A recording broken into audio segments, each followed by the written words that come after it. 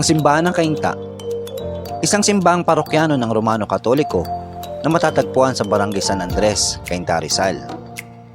Ito ay kabilang sa Archdiocese ng Maynila na inilagay sa ilalim ng bagong nilikha ng Diocese ng Antipolo noong 1983 at kabilang sa Bikaryo ng Mahal na Birhen ng Liwanag. Kumusta mga ka-travel? Ating silipin ang isa sa mga makasaysayang simbahan na nasasakupan ng Diocese ng Antipolo. Pero bago po tayo magsimula, kayo po muna ay aking inaanyayahan na mag-subscribe at i-like ang aking channel. Pindutin na din ang notification bell para maging updated kayo sa mga bagong episodes na aking ilalabas. So tara mga ka-travel, samahan niyo ako. Ito ang aking kwento.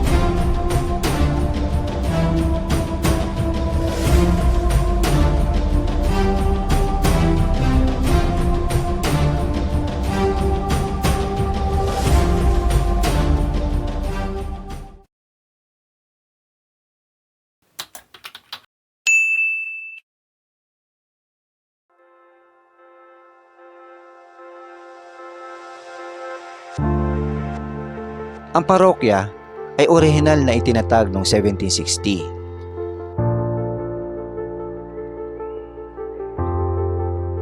Ang batong simbahan na ito ay unang itinayo ng mga pareng Jesuita na ang pundasyon ay inilatag noong 1707.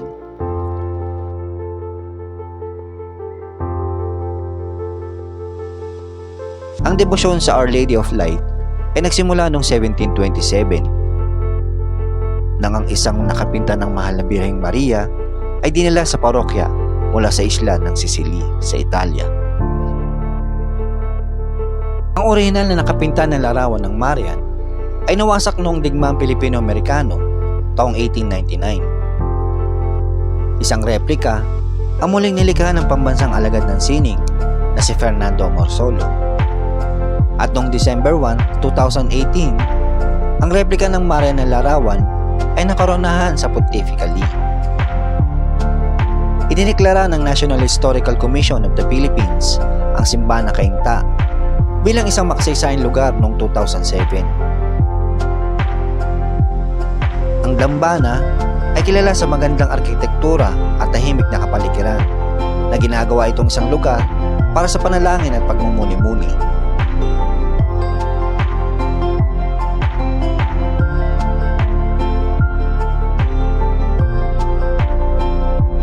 Ang pangunahing retablo ay isang prominenteng katangian ng loob ng simbahan, nakilala sa kagandahan nito at sa pinarangalan na imaheng kinilalagyan nito. Makikita sa retablo mayor ang sagradong nakapinta ng Our Lady of Light o Nuestra Señora de la Luz, ang patrones ng Cainta. Bagamat hindi ganon dokumentado ang mga partikular na detalyadong paglalarawan ng mga adorno na ukit ng kasalukuyang retablo, ang mga larawan ay nagpapakita ng moderno.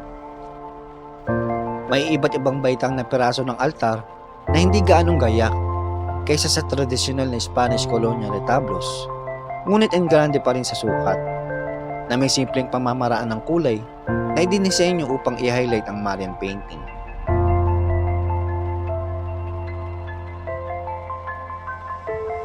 Ang altar ay nagsisilbing sentro para sa pagdiriwang ng misa at isang sentro para sa malalim na ugat ng debosyon ni Maria sa bayan ng Cainta.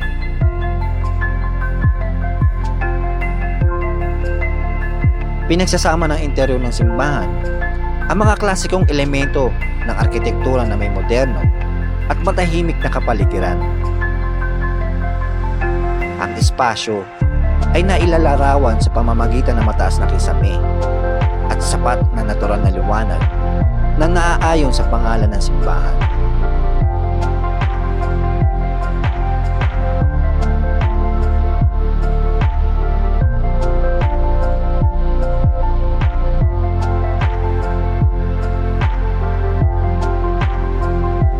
Ang loob ng simbahan ay may pangunahing gitnang nabe na nasa gilid ng mga pasilyo. Mayroon itong mga transept na nagbibigay sa simbahan ng isang cruciform na layout. Ang mga mural sa kisame, mga stained glass na bintana na naglalarawan ng mga reliyosong salaysay, at mga chandelier ay nagdaragdag sa aesthetic at tahimik na kagandahan ng espasyo.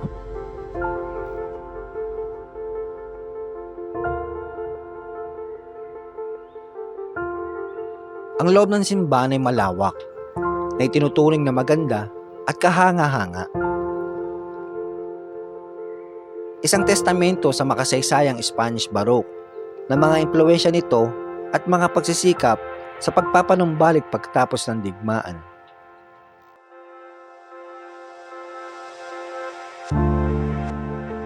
Ang orihinal na kampanila ng simbahan ay may 4 na kampana na nawasak noong digmaan Pilipino-Amerikano. Ang kasalukuyang nakakabit na kampanilya na may mga arko na bintana ay itinayo sa panahon ng muling pagtatayo ng simbahan noong 1960s.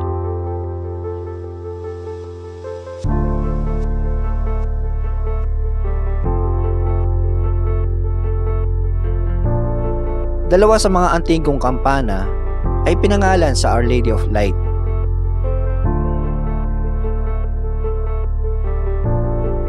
At ang maliit na kampana o eskila na mula 1835 ay ipinangalan sa Birheng Maria.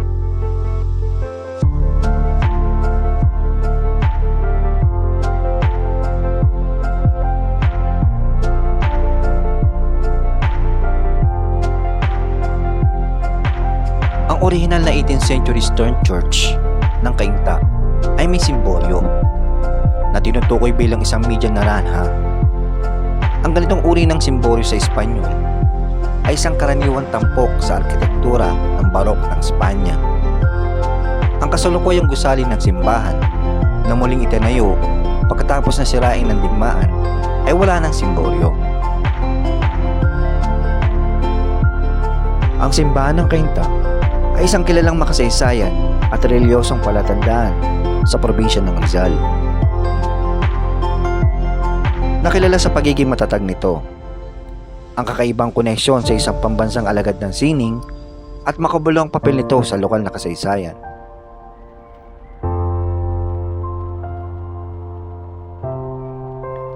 Ito ay tumatayo bilang isang testamento sa matibay na pananampalataya ng Katoliko at nagtatagal sa pamana ng mga taga-Cainta na natutugunan sa mga siglo ng kasaysayan, pagkawasak at pagpapanibago.